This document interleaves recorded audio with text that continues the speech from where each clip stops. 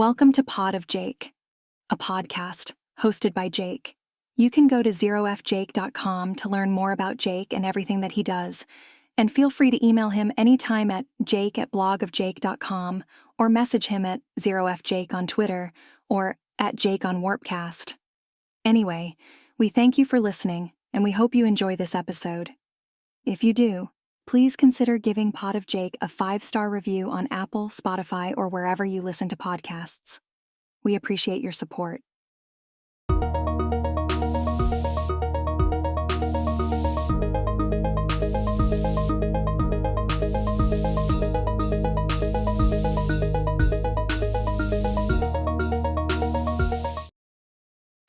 Thank you, Jacob, for coming on the podcast and joining me on the show today. I really appreciate you taking the time. I've been looking forward to this conversation for a while now. I've been using Zora for probably going on a few years, and the timing sort of works well. I've been using it more than ever recently. You guys launched a new app and shipped a few really cool updates. So basically, for those who don't know, Jacob will give a better description, but Zora I think of as a place where I can go and mint, and basically I can go and take photos or videos or audio and instantly put them on chain, as quickly and easily as anywhere else on the internet that's sort of in the crypto space. I can go and I can post, and it sort of just feels like Instagram. It's very easy. It's free basically, if not literally, and anyone can go and they can mint the content that I put on there for a nominal price of something around 30 cents. So it feels a lot less like sort of spending and purchasing, and a lot more like supporting and liking, and it feels sort of like old school, at least with the new app, it feels like old school Instagram to me. But at the same time, there are these sort of like microtransactions that are going on, and if you want to mint several of a given piece, then it can add up to be real money. So it's like sort of an interesting thing, and it feels to me like a different category of NFTs from a lot of what people might be familiar with from last cycle, where you have these NFTs selling for tens of thousands of dollars or whatever it is. This is sort of like a much more casual, much more fun content versus collectible focused category, I would say, of NFTs. So it's been a ton of fun playing around. I've been itching to talk with Jacob on the show for many years, so it's great to finally have you. And I think for those who don't know you and maybe aren't familiar with Zora either, I think the best place to start would be if you don't mind sort of sharing your story from as early as you're willing to start to where you are today, and maybe talking through some of the decisions you made along the way. Yeah, awesome. Thanks for having me on. I've been looking forward to this conversation as well. Yes, I guess my story, I've been in crypto for a little over a decade now, which feels crazy to say. But so I'm from Australia originally, and I first came across Bitcoin in my first year of university. I was originally studying economics, and I had a professor kind of like talking about Bitcoin in one of the early lectures, and I found it like mind blowing, just kind of on the spot. Because like the immediate like idea it sparked in my mind was like, wow, you could create a currency for anything.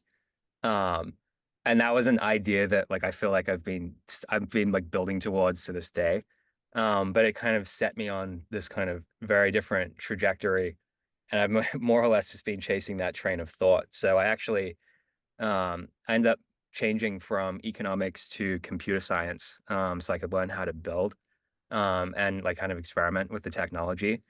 And yeah, at the time there were these things called colored coins on top of Bitcoin using this thing called counterparty. So they're like very, very rudimentary forms of tokens. And I was trying to like package them up into a product that let you create essentially cryptocurrencies for creative projects. It was very, very difficult to build. Bitcoin was not built to be built on. So when Ethereum kind of came out, it was like an immediately obvious and exciting thing to me. So I started building on Ethereum while and like kind of hacking on this side project, which I called Horizon at the time. And I was kind of like tweeting what I was learning about, my general thoughts on Ethereum, and then the project and everything kind of in that idea space. And that's how I ended up on the radar of Coinbase. So my first job out of college was actually as a designer at Coinbase. This is in January 2017. I actually started as an intern. I thought I was going to be there for like 3 months. I ended up being there for a little over 3.5 years, and had kind of a crazy ride there. It was like relatively small company when I joined, and then 2017 happened, and Coinbase kind of went through this crazy period of hypergrowth. Um, and I started as a designer there, but then very quickly moved into the product team. And my kind of like big project that I did at Coinbase was I started and led the stablecoin business there. So I was kind of um, I was advocating for Coinbase coming on chain in the form of stablecoins, and then we ended up doing the deal with Circle to bring USDC to Coinbase, build it into Coinbase, and then made that like one of the new venture businesses for Coinbase that obviously started off very small at the time and then has ended up it's a pretty significant part of the company now. And then while I was at Coinbase, I was kind of I was always like experimenting with whatever the latest and greatest and most interesting technologies were at the time. The most notable for me was Uniswap.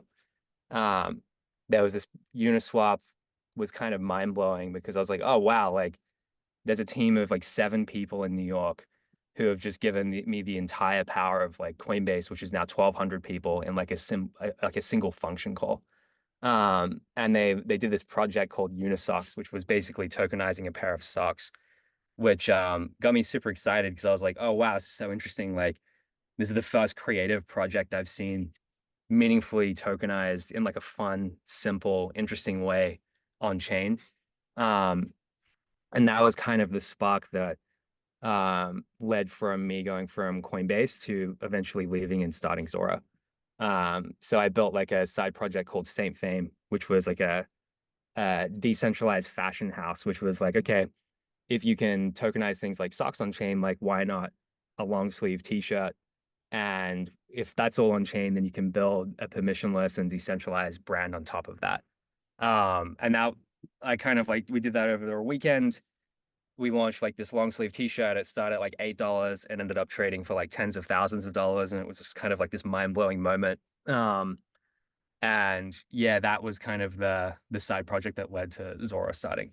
And yeah, I guess that was in around March 2020. And then yeah, I guess the beginning of that journey was like the premise is creativity is incredibly valuable. A lot of people are creating on the internet every day.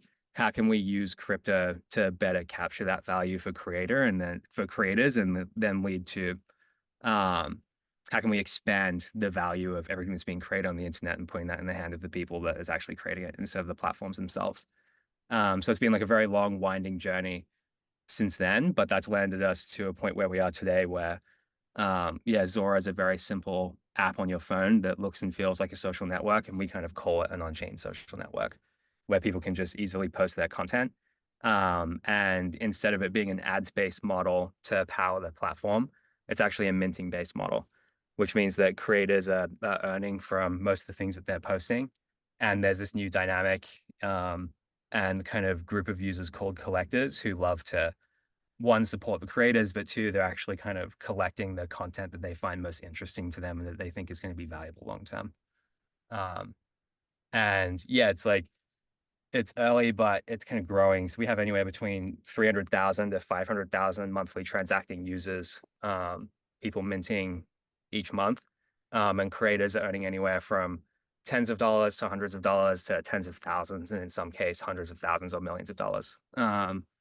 So it's kind of working across the spectrum. So yeah, that's kind of like the long, winding, quick summary of the past 10 years. And I guess like a surface level description of what Zora is. But yeah, that's my story at a high level.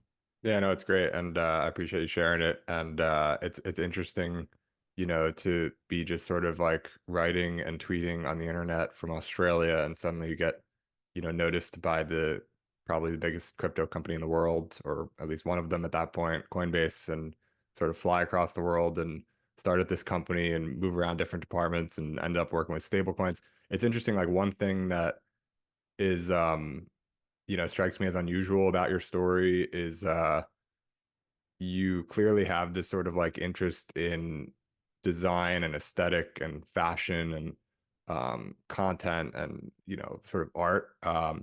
And then on the other side of things, like you started by studying econ and then went into comp sci, and then you're doing stable coins at Coinbase and working in design, but then moving to product. It's like seems like you're sort of like all around. So I feel like there really wouldn't be any job for you outside of being a founder, because it seems like your interests and the things that you like to do and probably consider yourself strong at are sort of like too wide ranging to sort of plug in one specific area of those that I listed sort of for too long, if that makes sense. So I think that's sort of like an interesting thing that stands out. But one question I guess I have off the bat is, Zora, like your sort of stated mission on the website is what was it? I have it in my notes somewhere. It's basically to make the internet free and valuable. Exactly, make creating on the Yeah. internet free and valuable. And so this struck me immediately as like sort of this paradox, where it's like, Mhm. how can something be free and valuable? And at face value, like my first impression is like, okay, free to put it out there, but valuable for people, consuming and minting.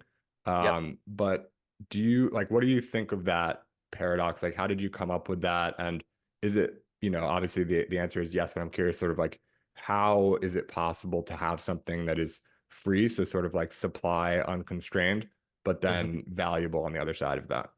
Yeah. Yeah. Great question. So that mission was inspired by this famous quote from Stuart Brand in the 80s. So the quote is like, information wants to be free, but information also wants to be expensive, and that tension will not go away. And I feel like that's just such a beautiful summation of the current structural problem of the internet, which is, obviously, like we've seen this especially in things like music, where it's like, okay, every like music wants to travel as freely as possible, and people want to share it and download it and everything like that. But we clearly also value that the person who created that should see something in return. And the current best solution to that model has been the ads-based model. So it's like you kind of build a walled garden, and everything within that walled garden is completely free to access, provided you're watching either it's the walled gardens usually built out of like ads, or in some cases subscriptions. Um, and I think NFTs are actually a fundamental solution to that problem, which is you by putting something on chain in the form of an NFT, that content or that information is now freely accessible to the entire internet. Everyone can see it. You've got direct access. You don't have to go through any complicated APIs or pay any subscriptions. Like, it is there for free, and not only on one platform, but any platform that builds on chain. But because it's in this token form, there is a form of value capture now. And you can I like to call it like the Mona Lisa model, which is like a kind of a nice like analog for, I think, this system, which is like the Mona Lisa is in the public domain. Um, Anyone can copy it. Anyone can put it on a t-shirt or on a print or a poster, whatever. But we know precisely what the original is. And like the more it's copied, the more it's shared, the more widely known it is, the more valuable that original is. And what NFTs do is basically gives us a very simple, cheap, and easy and verifiable way to create an original version of a piece of content on the internet. So you can have that exact same model. So it doesn't matter if people right click save as the image or share it or copy it or distribute it. That's actually great, because the more well known, the more perceived, the more attention that that piece of content or information gets, more likely that there's going to be more value that accrues back to the original. So why it's the whole mission of the company is like, I think that the problem that was well articulated in the 1980s, and that I think has always existed with the internet, I think there is actually a viable solution for it now. And then our goal is just to like make this technology that solves that problem as easily accessible and as fun as possible for people to use, um, while paying a great deal of attention to making sure that the underlying mechanism and market model is capturing the most amount of value possible, for both the creators and also the collectors too that own that work. Um, So yeah, that's where that came from. And I love paradoxes generally because they're just kind of interesting, and they're confusing and intriguing, and the space in between them causes a lot of thought. So it felt very Zora as a Yeah. mission as well. Yeah, I also love paradoxes. There's like a lot that could be communicated in a simple paradox. And Mm. often when you can sort of see both sides of it, it's just Right. interesting. Like you said, it's just sort of like something that I tend to pay attention to as well. And I did not realize the tie back to Stuart Brand, but that makes perfect sense. And sort of like viewing the ad model as like a temporary band-aid, so to speak, and NFTs potentially as a more longer lasting, more aligned solution, I think makes a lot of sense. So, another thing that's sort of interesting is, obviously you've had this sort of like area of interest since probably around the time you left Coinbase and well before that, as you were sort of working on side projects and stuff like this. But you've sort of navigated this pretty wide space. It's sort of a general mission, right? Like creating on the internet free and valuable. Mhm. And maybe even that has sort of like changed over time. But within that, there's sort of like all different sort of directions you can pursue. And I like my sense of Zora in like sort of the earlier days was more like, you know, high value mints and mints that I could sort of configure the settings for of if I wanted them to be, scarce based on the time that they were available to mint or the number that were available to mint, like the number of editions or whatever it was. And then like sort of over time, different experiments have been run, different things have happened. You've had success like with various, with different experiments, and yet also moved on from some of those same experiments, I would say, that were successful for valid reasons that like maybe they were successful because of the environment at that time or something like this. Right. And so I think the latest sort of iteration is the one that for me personally has probably been the most interesting, which is you guys have this great app that feels like, it doesn't feel like a crypto app in the best of ways. You said something around like, I think it's the easiest app to onboard on chain, and I would tend to agree. It's the first app that I felt like I could send to my brother who's not like crypto native, but he, uses Instagram a lot.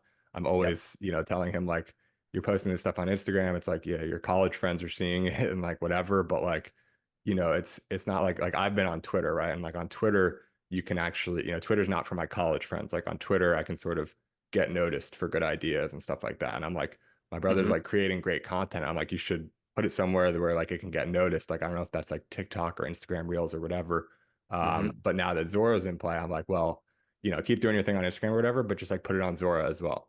Right. And he was able to get the app. He was able to make his first post. Like hopefully he'll do, some more. But I think it's just like it's a such an easy bridge from people who use basically Instagram, I would say, or probably other social apps as well.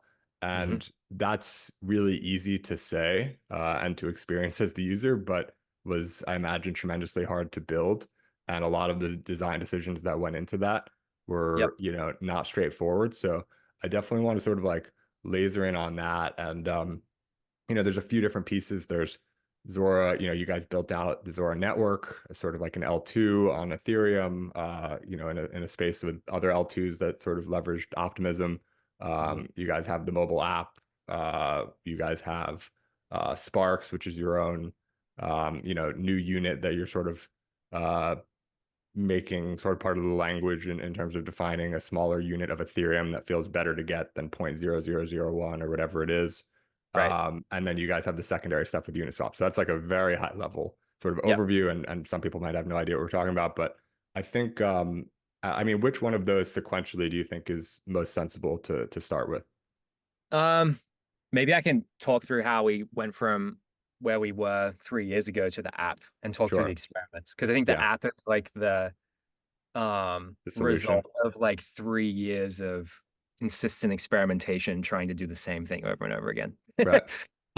So like the what we've been trying to do is like given a creator and a piece of their content, what is the most amount of value that we can capture um for the creator and then the collectors of that content. So 3 years ago, 4 years ago, yeah, 4 years ago, we were on L1. So the cost to post on chain was like hundreds of dollars in gas. And there weren't many collectors. There was at most 1,000 or 2,000 a month on the Is this like entire. pre-bull market or during it even? This is leading into this. This is like beginning of 2021, and then through even peak bull market. If you wanted to just post a piece of content on chain, there was at most 2,000 people that were going to collect them. Okay.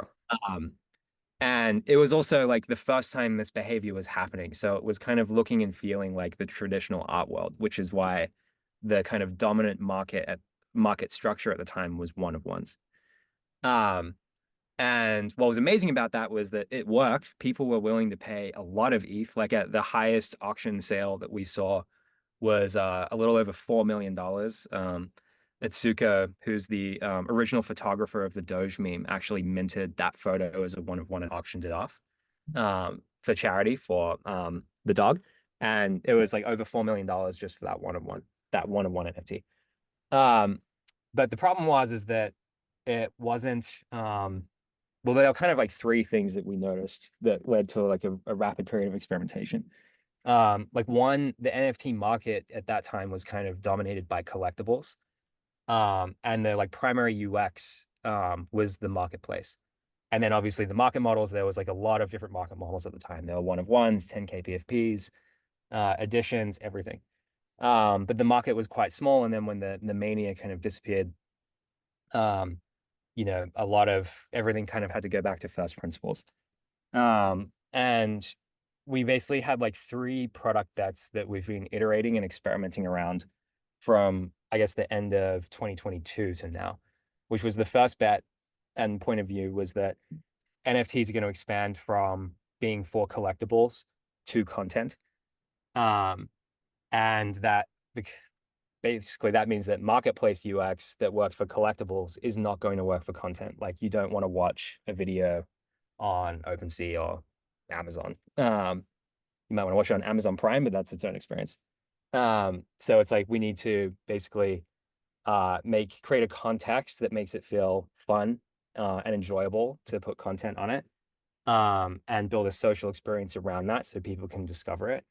And then third, the most important part that kind of has taken the most amount of experimentation is that one of ones aren't particularly good for internet scale collecting. There's only so many people who can pay even $1,000 for an NFT on the internet, let alone tens of thousands or hundreds of thousands or millions. So we have been experimenting around like different forms of additions, and now we're just getting closer and closer to kind of like pure tokens. But those changes kind of led, and then there was different configurations around additions. It was like maybe there's a fixed supply of 10,000. Maybe you can only mint it for a period of time, and anyone can mint it. Should people be able to set their own price or not? And like, should only a certain group of people be allowed to mint them versus the entire internet. And we kind of put all of these options out there in our tool just because there were so many different configurations that it was hard to tell what the market was going to converge on.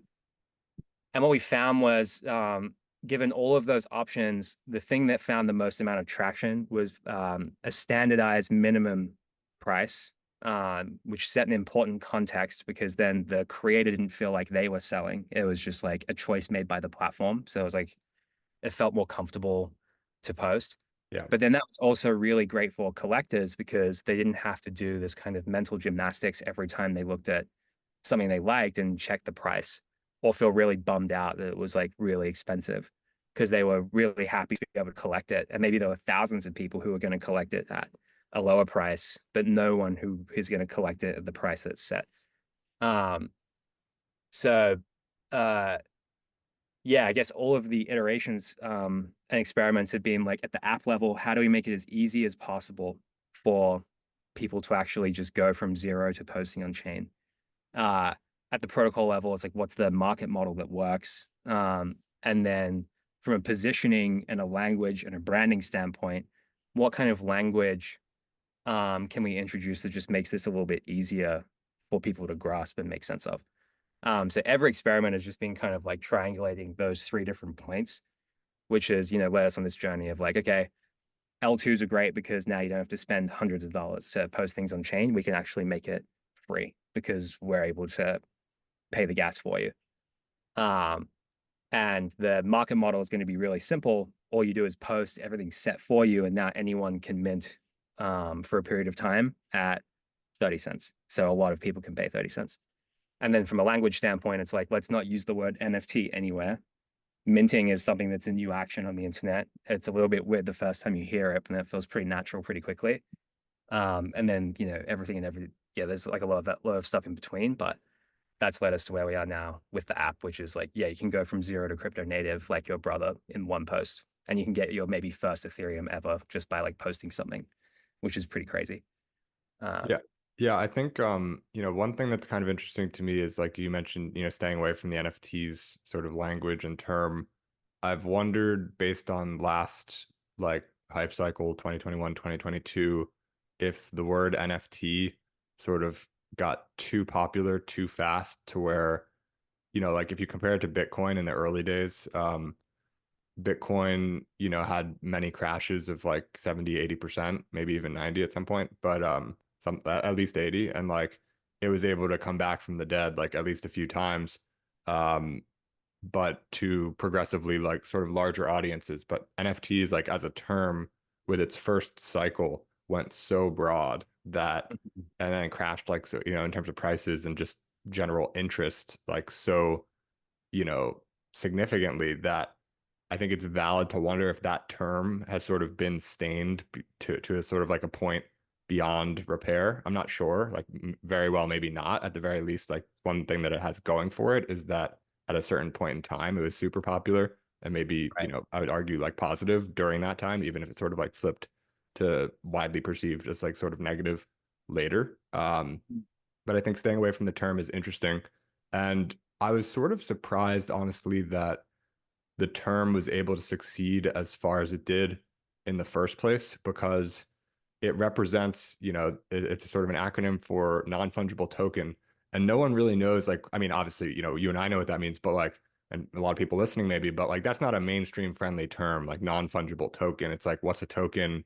What is What's non-fungible? fungible? Yeah, Exactly. exactly. So it's like a Right. pretty bad term, but it got wrapped up into this nice three-letter acronym that I guess was catchy enough for people to like without feeling the need to understand. But staying away from it's interesting. And what's also interesting is I actually didn't realize that you guys were staying away from it, like sort of in using the app. Like the word mint is all over the place, and I sort of recognize that.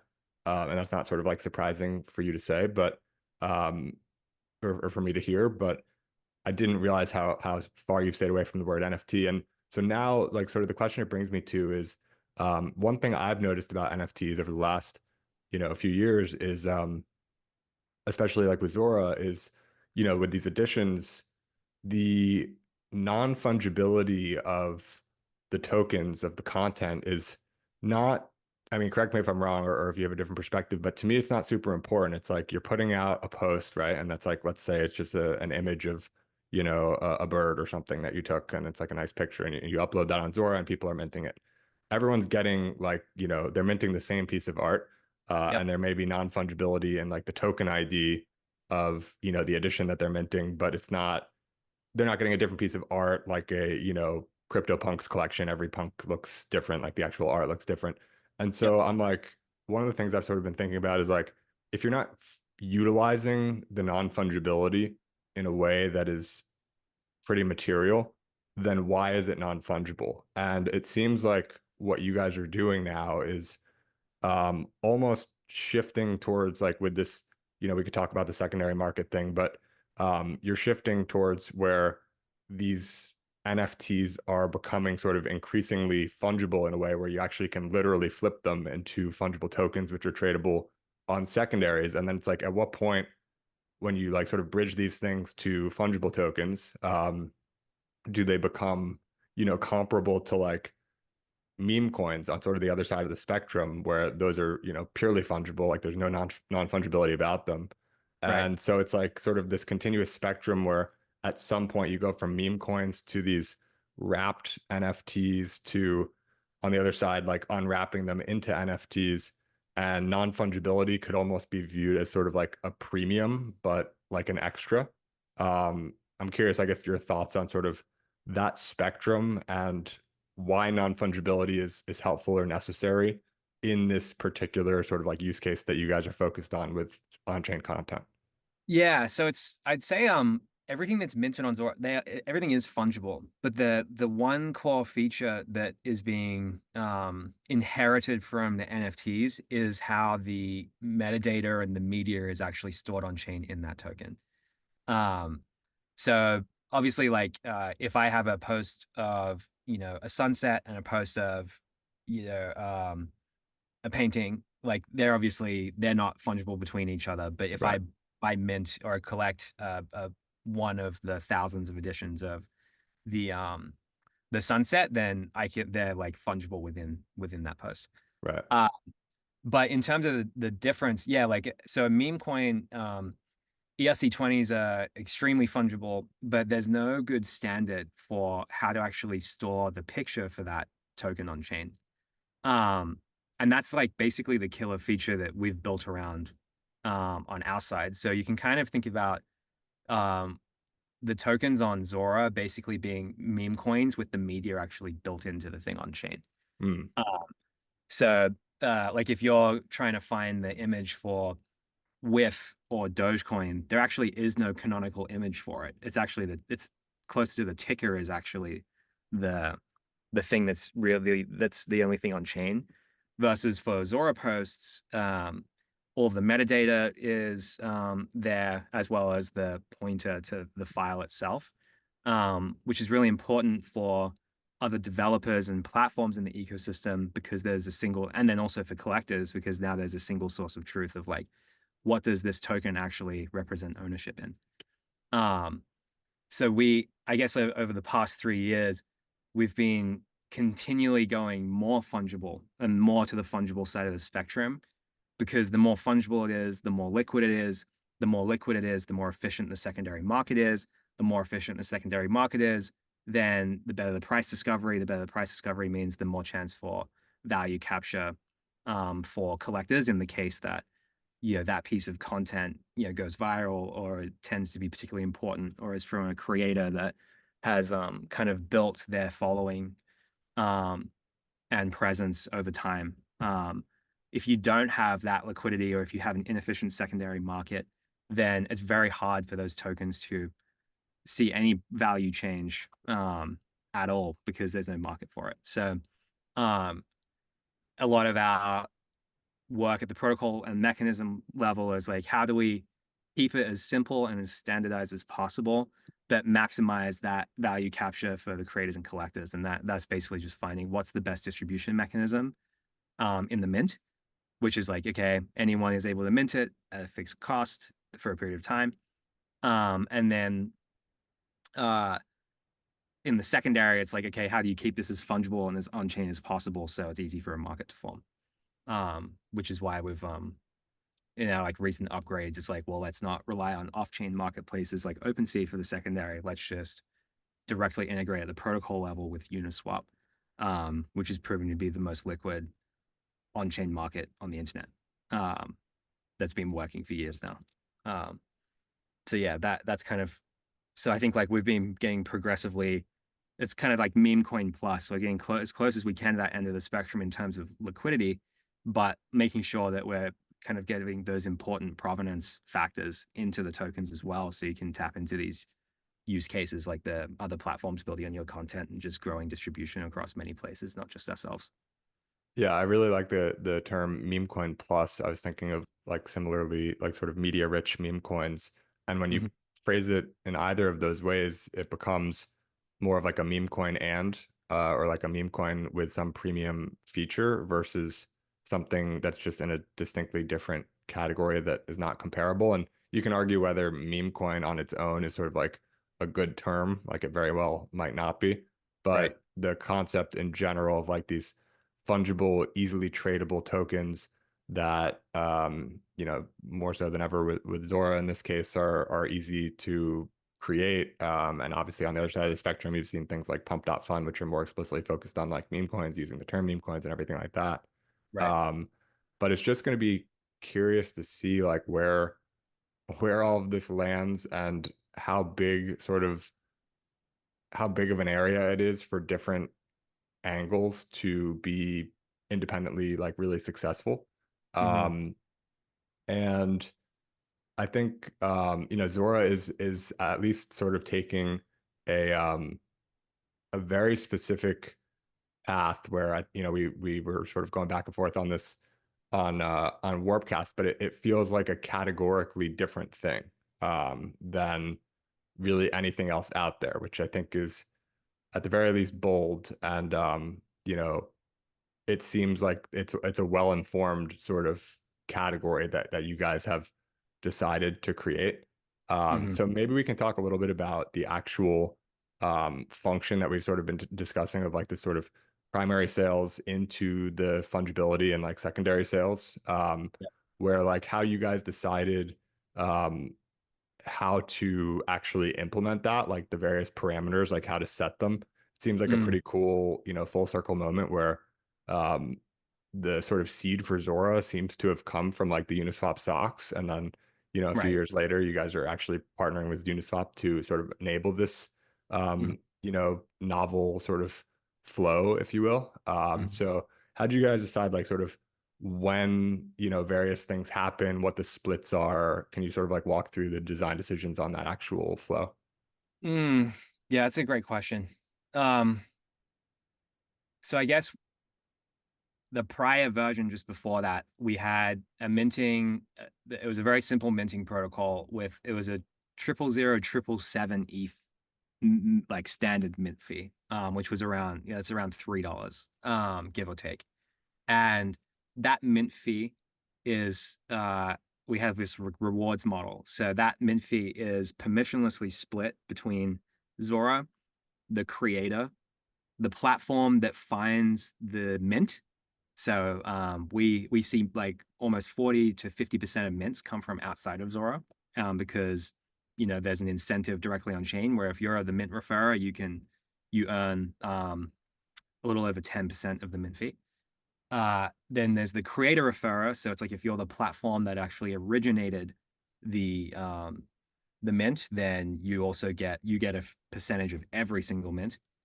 And then at the time we had a thing called the first minter reward because we had this novel mechanism where the first collector was actually the one bringing it on chain, which meant the creator didn't need any crypto to post on chain. We Mm. don't have that anymore. That model was like that led to like a 10 to 15x of Zora.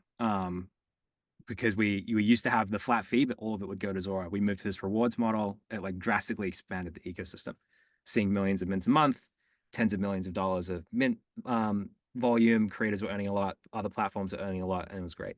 Do you have a Uh, sense, what was it roughly equally split between those incentives, or was there like sort of one piece, one type uh, of referrer that was outsized?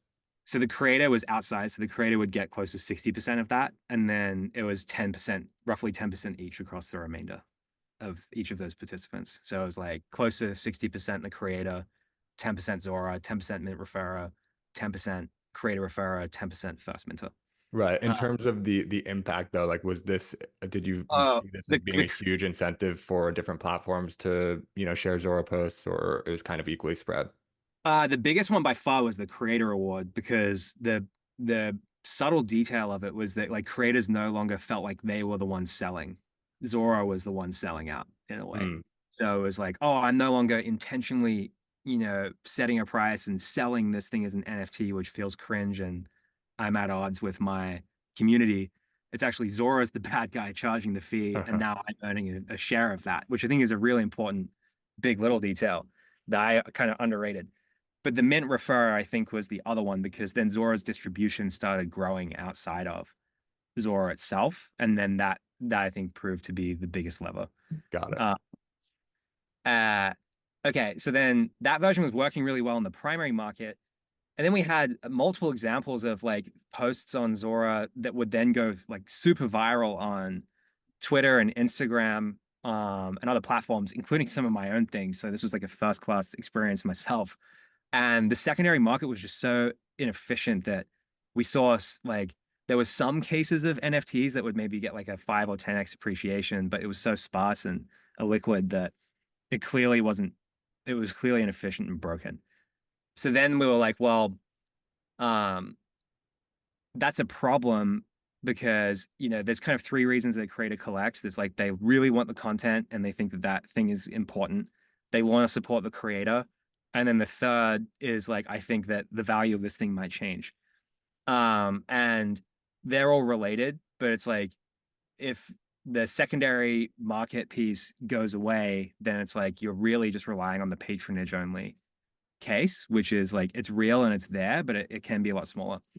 So then it was like, well, how do we just like 100x and the efficiency of the secondary market? And was like, well, Uniswap is clearly the most effective secondary market, period. But it's the wrong token standard for how these things are brought on chain. So then it was like, well, how do we make our Zora NFTs Uniswap compatible? One, and then two, how do we ensure that everything is going to have a liquid secondary market by default? So there was kind of fortunate timing that there's been an advancement in smart wallets. So we no longer needed the first minter reward. So it was like, well, what if we take that first minter reward and instead of sending it elsewhere, what if that is just bootstrapping liquidity in a Uniswap pool? So when a mint ends, you can be guaranteed to have an on-chain liquid and permissionless market from the first second that the mint ends. And that's kind of how we got to the percentage, like for the reward. So that was not like particularly great first principles thinking. It was just like, what's the most that we can put given the current fee structure? And we know that the fee, like the percentages really matter to other platforms, the things that are working. So how do we take that out of something else? And then we did lower the mint fee from 0.00077 ETH to 0.00011. So from like $3 to it's like between 20 and 40 cents per mint. Because the $3, like we're just seeing such a high rate of people posting that, especially in the app, like double tap to minting $3 just felt like the most luxurious and expensive thing ever. It was like, okay, like people really want to collect these posts, but $3 is actually like a pretty hard decision to do very often, especially for those who are minting multiple and spending way more. So it's like, how can we make it easier for people to mint from more creators? So lowering the fee was a big part of that, and then making it more accessible to newcomers too. Yeah, I think $3 is I mean, it obviously depends on the person, but for me, like living in the US, doing all right, like I've got, for me to like double tap $3 away, Right, the action is easier than the cost. right, And it's not as easy to go mindlessly. Like it's great that the action is so good. And so I feel like you guys have sort of like rebalanced the cost with the action, so that it's as easy as it is inexpensive in a way. Because if you're just going through your feed and double tap, double tap, double tap, next thing you know, you spent $20 in, a minute, and it's like yeah. that's It's like, what you're happened? kind of just trying to have fun. Yeah, So I think the price makes more sense, but then it's like, so that's like one view of like the minter's experience. And even, without going to the creator's side of things, staying on sort of like the user, the minter's sort of side, the thing that sort of like accrues as a result, which I'm not sure how to think about, is you end up collecting a ton of these mints, right? Like if I'm like, since I got the app, I'm probably averaging, I don't know, like a few a day or something like that. right, And I can imagine using it actually like significantly more in the future potentially. And so it's like, how do you organize this like eventually massive, collection or whatever you want to call it, that is going to be sort of like comparable to like every tweet that you've ever done or something like that? right. And do you sort it by price? Because all of these things are then going to have markets, and like that sort of leans in more on like sort of the meme coins, like money side of things, or do you sort of hide everything and have people able to like elevate things into sort of a more intentionally curated, viewable collection or something like this? Like, have you thought about what just this mass minting, like obviously mass minting is a good thing and it's a great thing for Zora, but Hmm. how best to sort of deal with just that huge level of sort of like volume and this new behavior of just collecting everything. Yeah, I am. We kind of, I think Tumblr is probably the best analogy here, where it's like I don't know if you ever use Tumblr, but you'll like reblog a lot, but your profile, it will have like some combination of things that you've posted and then things that you've just reblogged from elsewhere. Um, and um, so right now it's like as you're minting, when you go to someone's profile, you can go to their minted tab. It's just in the order that they minted it.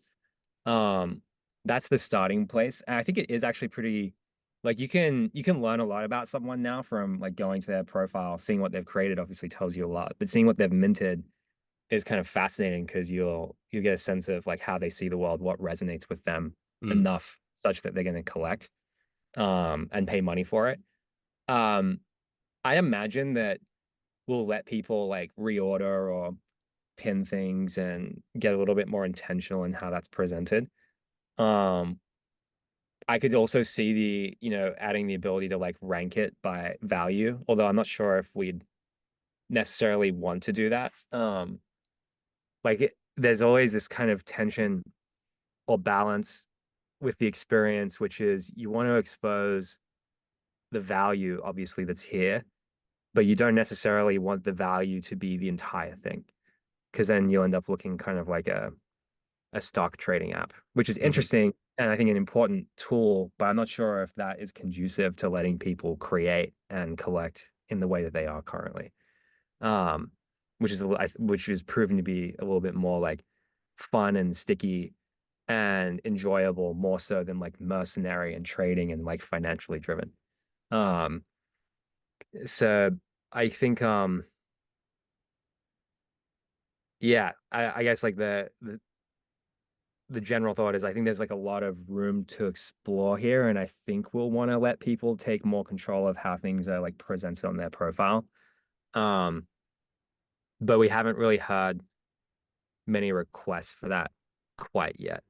And people seem relatively happy with how it's currently being presented, but it's so early, so I'm assuming that'll change too. So it's an interesting area. One solution might be to like do away with the created and minted distinction altogether. And you just go to a profile in the same way on Tumblr. You can't really tell at first glance what they've created or reblogged. Maybe we do the same thing here where you can't easily distinguish between what that person's created and collected, and it's like one big stream of consciousness on the internet, basically. But yeah, I'm not sure. That's an interesting question. Another thing that is sort of on the opposite side of with the creation, it's interesting because like I'm using the app and I'm trying to oh, I realize we're coming up at the top of the hour too. Do you have a few more minutes just to Oh yeah, I can keep for going. like Yeah, okay. I got another 30 minutes, so that's all fine. Okay, great. I don't know why exactly. I'm like a little bit like slow today or something. It's like we're talking about interesting things, but I'm like slow to like get to like the next thing or whatever. So It's all we'll good. go a little bit over. But I'm playing with the app, and like the first and probably most important thing is like I like it. Like most crypto apps, like I have to like force myself to try it or something. And it's like, okay, this I want to use it. Like I find myself coming back to it. Not a lot of like other examples of that. And so that's like sort of the first thing. And then I'm like trying to, you know, do what I like. I don't really have to try. I'm just sort of like doing what I would do with the app. And then, but at the same time, I'm trying to like reflect on like, why am I doing these things this way? Like, what would I like to see here and stuff like that. And one of the things that's been a bit of a tension, I would say, for me is sort of like what you said earlier around that sort of critical flip from making it feel like making users feel or creators feel like they're selling versus sort of offloading that to Zora and feeling like they're just posting and Zora's selling and it's a default setting. So they're not making any sort of like money decisions and they're just getting rewarded for people who like their content. Basically, it's like a sort of a mental shift. Hmm. Still, I would say there's like a part of me that, is like, should I not be posting too much? Does it feel like I'm like trying to make money off this or something? But then actually probably the more like that's sort of like one constraint potentially on posting. And I should put some context. I probably posted like roughly once every day or two since I got it, which is more than I used to post on, Instagram when I like was using Instagram like several years ago. I don't know if that's like once every couple of weeks or something like that. So that's a good sign.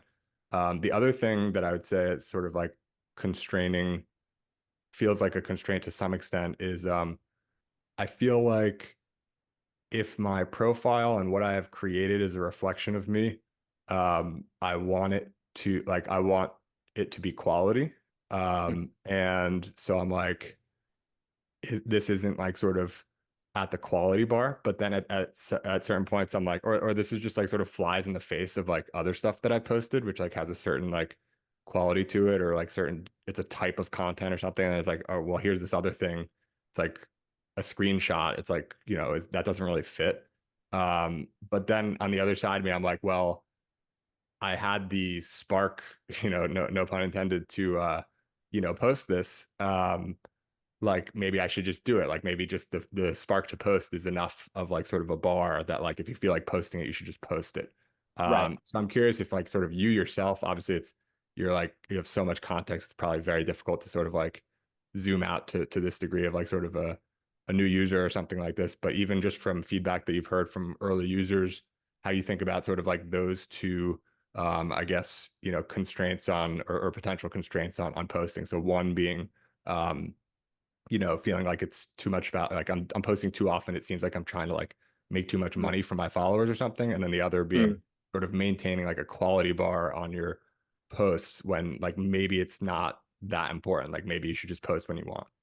Yeah, I think I love this type of question because I think it's like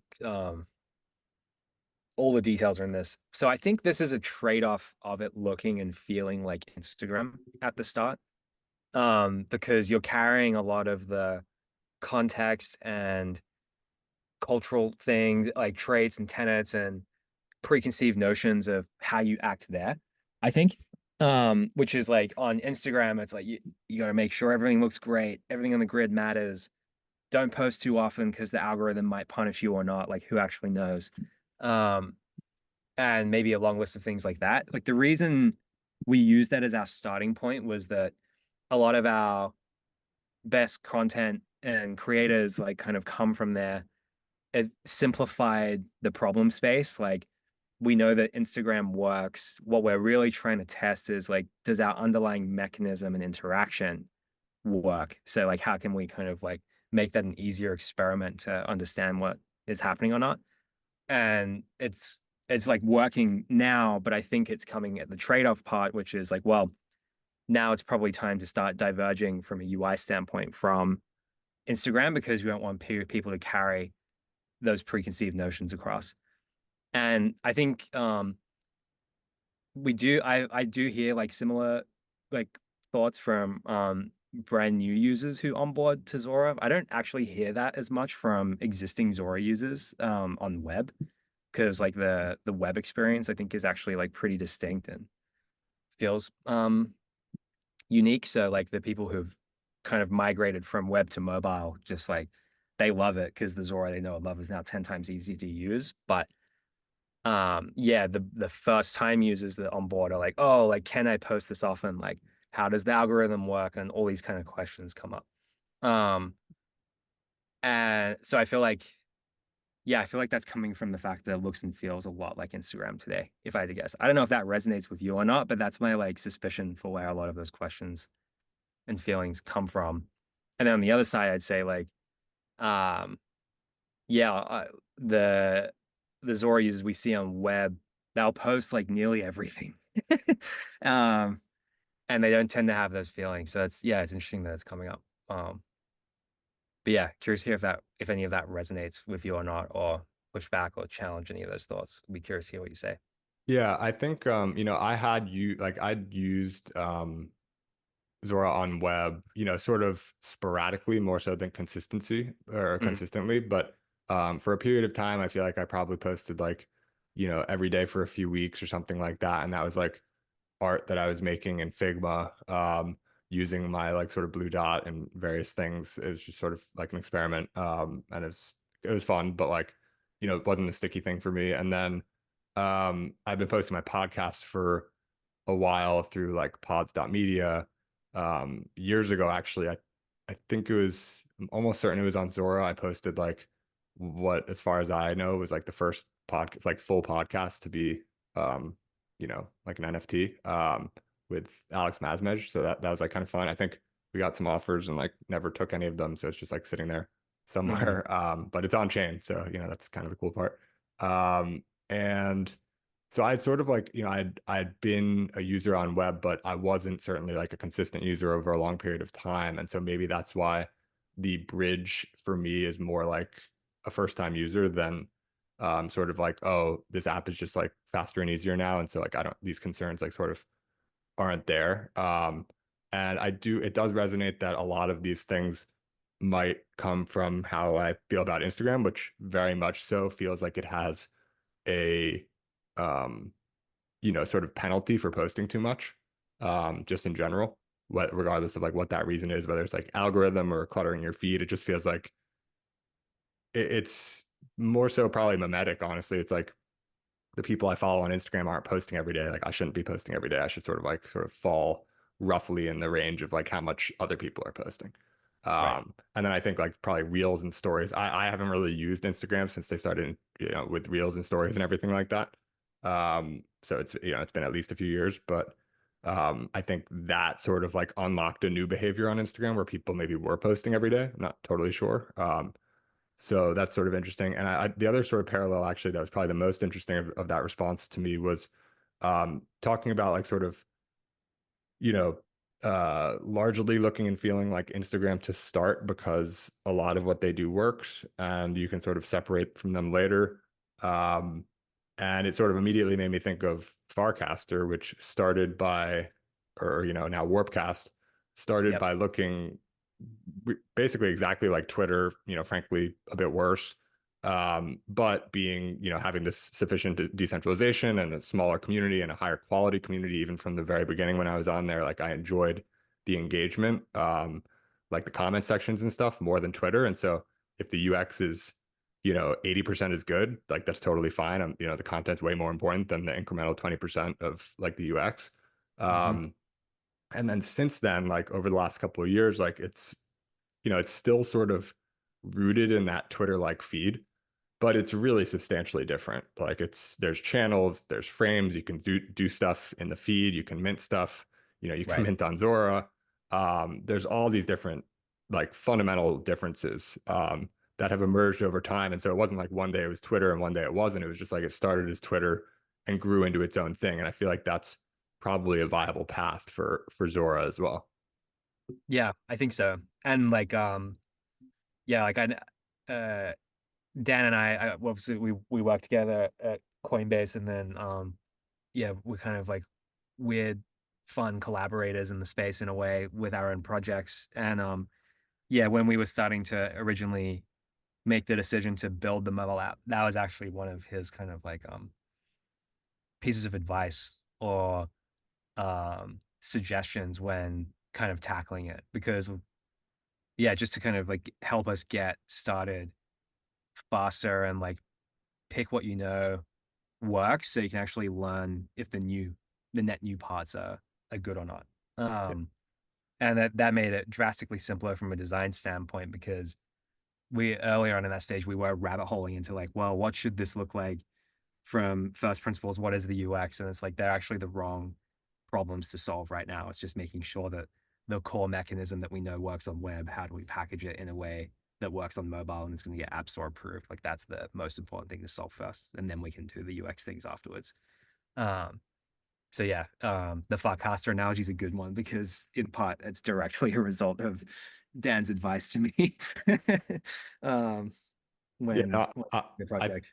I think it's like first principles obviously is, uh considered a good way of thinking about things and for good reason, but like not to be over implemented in a sense where it's like if you're trying to build something and the behaviors are that you want to see are very similar to something that exists and you can copy that thing and have that as a starting point rather than a blank slate where you have to like sort of get to that point from your own first principles, and then beyond that point, and maybe like it's not exactly that point that you want to get to, but it's much easier in some cases to start from that starting point where if it looks like Instagram, people are going to treat it like Instagram.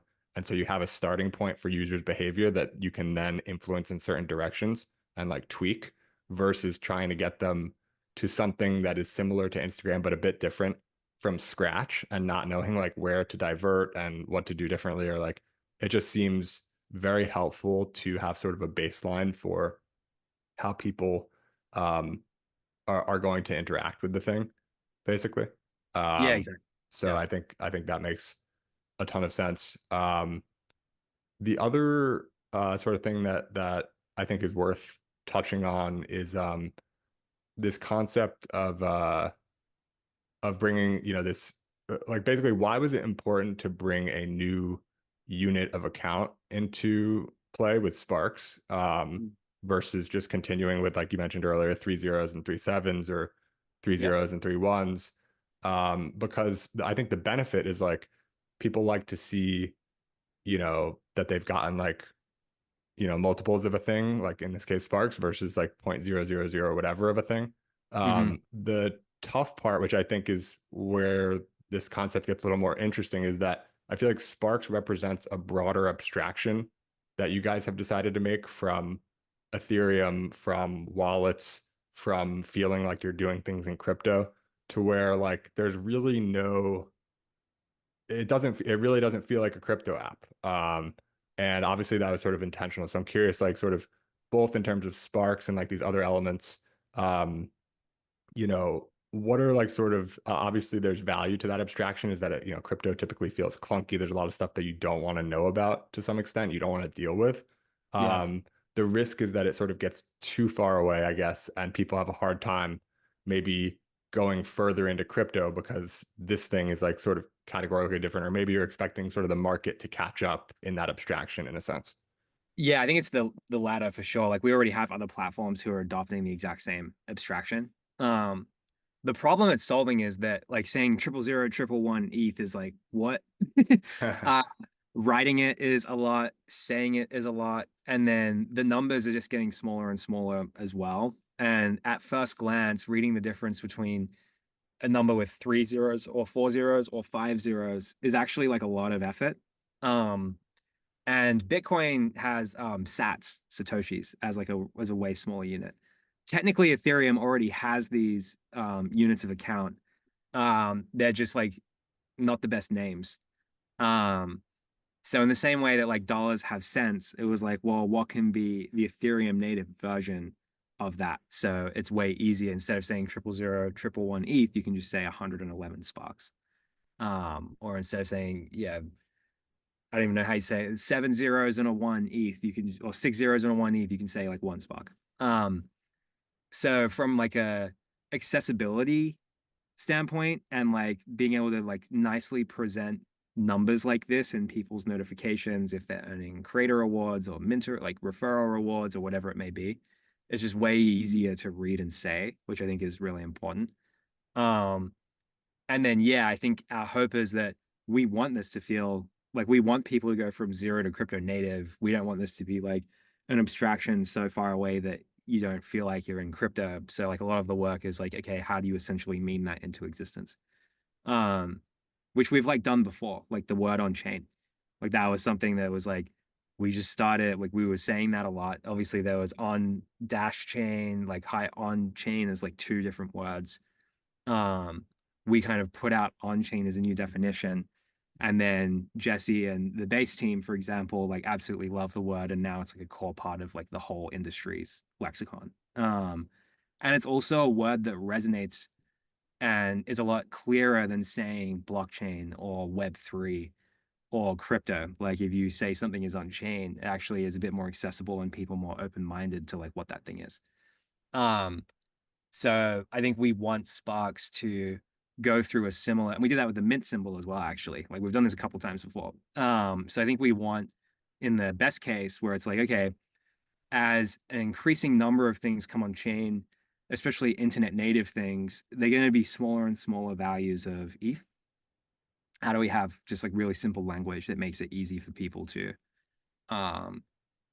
navigate that and traverse that, instead of, I feel like, it being a bit adversarial now, where it's like, yeah, I think a lot of teams or projects will like explicitly try to lean into unit bias and go as small as they possibly can because they're a bit more confusing or easy to make mistakes around.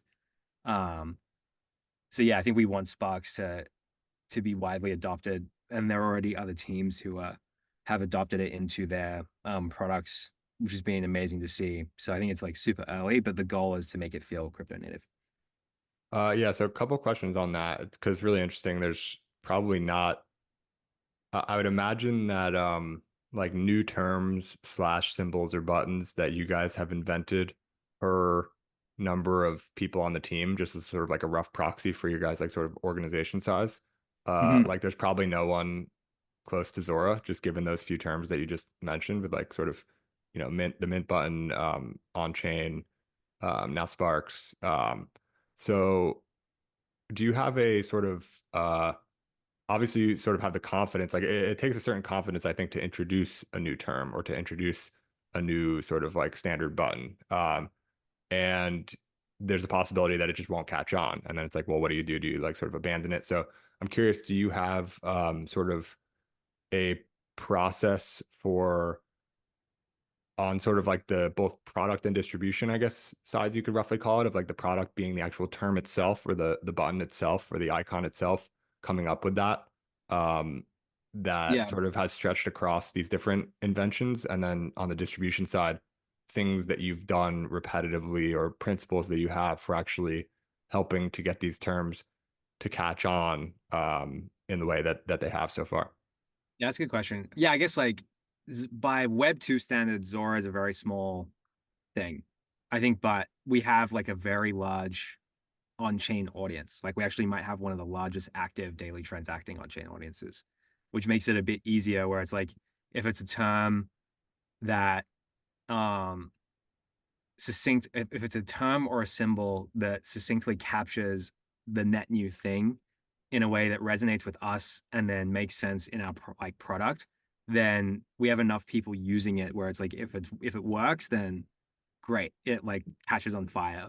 And if it doesn't work, then you kind of like move on and try another one. Like we've tried so many other words and examples of this. And I think like for example, like we tried to make like crypto media a thing a few years ago, and it's like, well, that one didn't work, so it's like delete that from everywhere and then try again. Uh, and then It's yeah, I so think funny. Like no one remembers the failures. Like I have no idea. These failed exactly, examples you mentioned, I have no idea, but I know the successful ones. exactly, and that's like a startup lesson generally, where it's like, yeah, keep experimenting because like the failures ultimately no one like really really fuck something up. Like no one's gonna remember, but it's the things that are successful that ultimately end up like being the thing that you're remembered by. So it's like don't be so precious when it comes to experimentation. Like you've got to go kind of find the thing. Um, but yeah, I guess like for Sparks, it was like we clearly articulated the problem, and then we like kind of spent a week just brainstorming. We set constraints for like what we thought a good unit would be, and then we just like found what worked, and then we went through so many words, and the second Sparks came up, it was immediately like I think we're like good at trusting the intuition of like, okay, that was it. And we just stopped the whole process once we heard it. And then it was like, okay, yeah, shit. Okay, it's Sparks. Let's do that. And then with on-chain, that one was a little more amorphous. I think it was just like we'd tweet it a lot, we'd use it in our language, we'd use it in our marketing all the time. And then enough other teams started doing it. And I would say like Jesse at Base was like a huge catalyst for it going even further because obviously like Coinbase is way behind a term like that, then it's gonna feel canonical. But I also think there is some truth to the word where it's like you couldn't use a shitty word and put that level of distribution behind it and have it magically work. Like I think that there's some truth to the word as well. And then the mint symbol, that's probably the simplest one. It was like, well, okay, like what should we make as the symbol for this and like what looks best in the product, and we tried a few examples and then we just ran with it. And then yeah, because I think we're like the largest um product or app in the market with this model, as other teams are trying to compete or like do their own version of it, they just kind of like they look to what's working. So it's like, why try and reinvent the wheel? So I think that's kind of how the mint symbol started to happen. It just felt natural. Yeah, it's But yes, interesting. So they're pretty different actually in like terms of the origin stories. very different. Yeah, very different. And And and I okay. don't think we want to do it all the time either. It's like you only have to you should only really do it when you really need it. Like I don't think we're gonna sit here and just like always be a factory for like new language and new symbols, but you usually yeah, it's not it's you intentional when it tries to happen, but you're not trying to force it to happen in the Yeah, first I place. think in all of those cases seems well justified. And, on-chain in particular, felt like one where Web3 was sort of like going around last cycle, and I just never really liked it very much for whatever reason. And I just sort of continued to call things like crypto.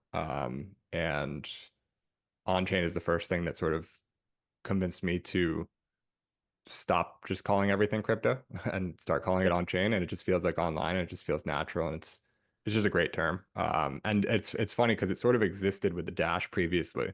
Right. And for whatever reason, dropping the dash just made it much more immediately obvious that it was sort of a new version of online. It's sort of like a Mhm. more elegant Web 2, Web 3. Web 2, Web 2, Web 3 is like sort of maybe like not to bash whoever came up with that, but like sort of a lazy, switch from like the old to the new, whereas like online on chain actually is more of like a subtle version that kind of makes more sense and is more actually descriptive of the thing as well. Mhm. So related question, and we'll wrap up here, but and I don't know if there's much to this, but I've always liked the Zorb, like the logo for Zora. Mhm. Is there any story behind how that came about? Yeah. We so I guess end of 2020, uh we did a 3-day live stream designing the brand.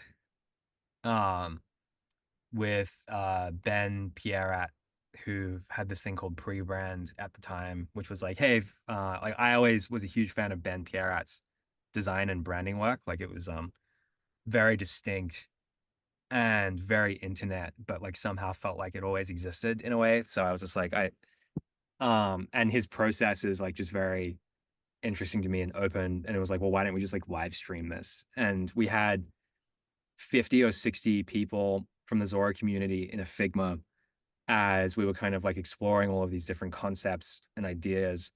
And one of my prompts was so like Zora, I think I can't remember which language. I think it's Slovenian. It means like dawn.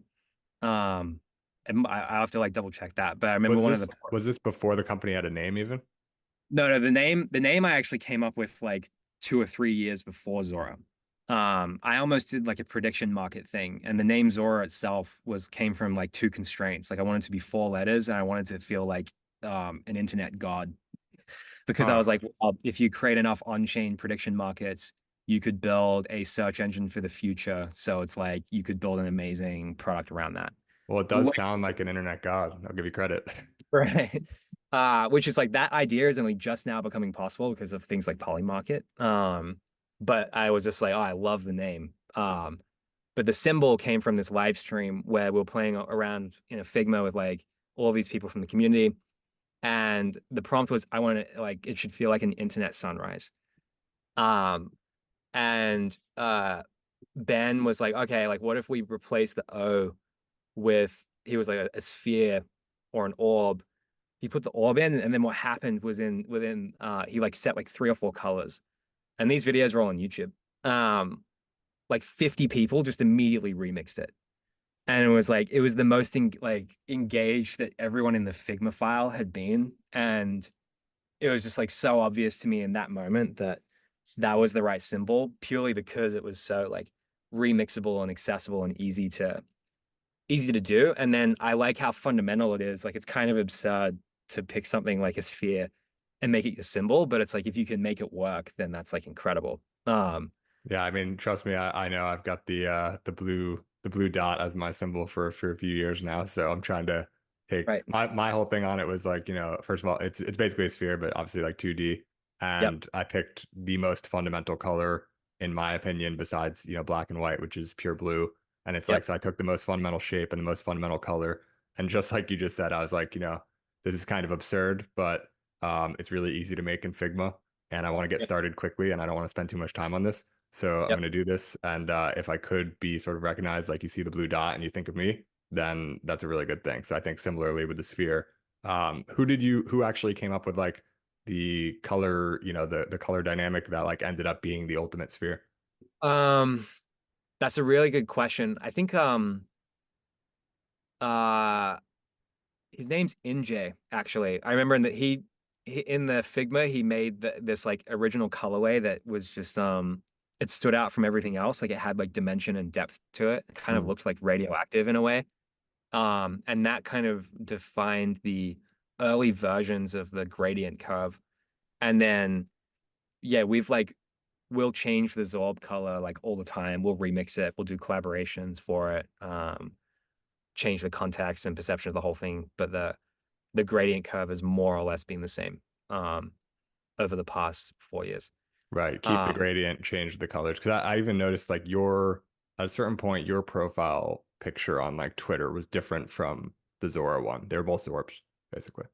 yeah, yeah, exactly. And like it was kind of funny because like I had like my like PFP while I was at like Coinbase was like it was like a gradient. It was Zorb-ish, like it was kind of close, but it wasn't fully there. So it resonated on some level because of that too. But yeah, that's where the Zorb came from. And then yeah, the Zorb